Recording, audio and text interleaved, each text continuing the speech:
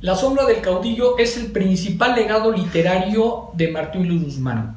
Junto con El águila y la serpiente y Memorias de Pancho Villa, ambos libros iniciados en 1928, forman parte de una trilogía que nos da un vastísimo panorama del México revolucionario y posrevolucionario.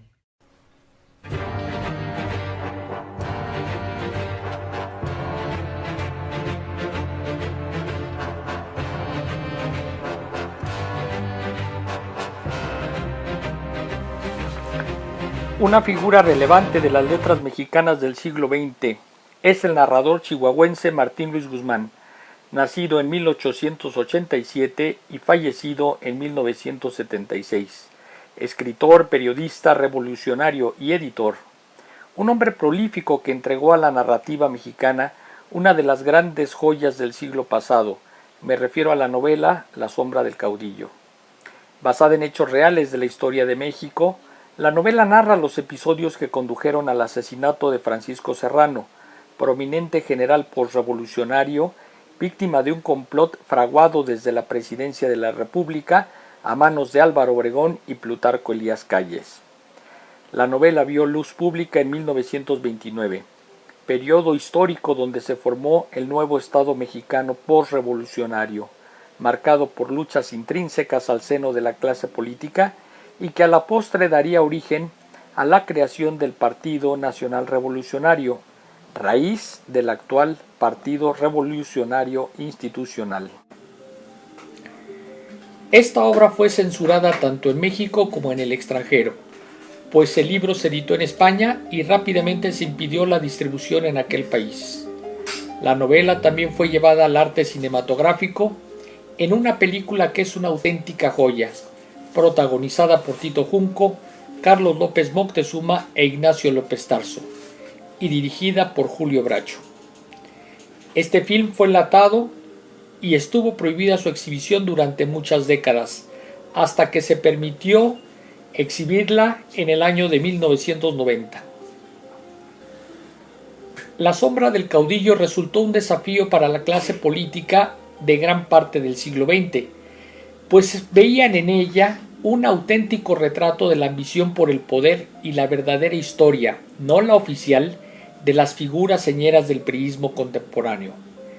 El temor a la divulgación de la novela y a la exhibición de la película radicaba esencialmente en poner un reflector en los oscuros pasillos donde se orquestaban los liderazgos del régimen, lo cual mostraba a la opinión pública que las designaciones de los candidatos a la presidencia de la República eran por voluntad de un solo hombre, en aquel momento del general Álvaro Obregón, y cuyo ejemplo se extendió hasta los 90 del siglo pasado, y que tuvo como muestra cúspide el asesinato del candidato presidencial Luis Donaldo Colosio en la campaña de 1994. Temor bien fundado, pues la novela revela estos rincones de la política donde los candidatos priistas eran elegidos por la voluntad del presidente o caudillo del momento, pero nunca por la voluntad soberana de un pueblo sometido y manipulado por las confederaciones patronales, centrales obreras y campesinas, controladas desde la más alta esfera del poder político dominante de aquellos años.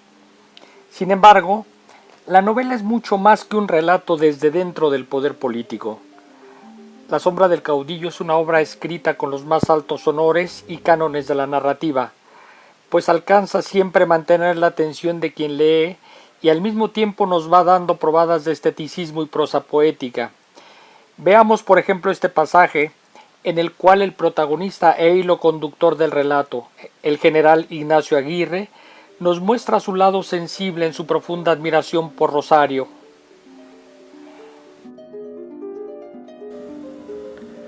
Para simular esa tarde lejanías de espíritu, su gran recurso fue el espectáculo de las montañas. La enorme mole del Ajusco se alzaba frente a ella, en el fondo del valle, a grande altura por sobre los arbolados y caseríos distantes. Mientras hablaba Aguirre, miraba a Rosario a lo lejos. Estaba el Ajusco coronado de nubarrones tempestuosos y envuelto en sombras violáceas, en sombras hoscas que desde allá teñían de noche, con tono irreal, la región clara donde Rosario y Aguirre se encontraban. Y durante los ratos más y más largos en que se cubría el sol, la divinidad tormentosa de la montaña señoreaba íntegra el paisaje. Se deslustraba el cielo, se entenebrecía en el fondo del valle y su cerco, y las nubes, poco antes de blancura de nieve, iban apagándose en opacidades sombrías.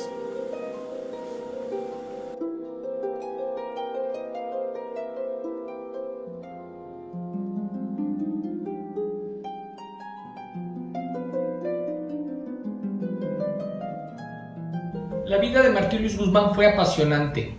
No solo construyó esta gran trilogía que la constituye El Águila y la Serpiente, Memorias de Pancho Villa y La Sombra del Caudillo, sino que fue un gran promotor cultural. Él fundó la Compañía General de Ediciones, una empresa editorial que difundió los mejores clásicos de la literatura universal para los jóvenes en México. Perseguido político, diplomático, construyó realmente una nueva manera de narrar los hechos y los episodios más importantes de la historia de México. Yo creo que se inscribe en esta tradición de novelistas como León Tolstoy, Ernest Hemingway, que dan fe de los sucesos históricos que a ellos les acontecen y que nos los trasladan con una maravillosa pluma y sobre todo con un esteticismo en su calidad narrativa como los más grandes. Martín Luis Guzmán lo podemos inscribir también en este grupo de autores importantísimos como Mariano Azuela, como Carlos Fuentes y por supuesto como Fernando del Paso. Son grandes narradores junto con Juan Rulfo, obviamente, que le dieron a México una presencia universal a través de sus obras. Gracias.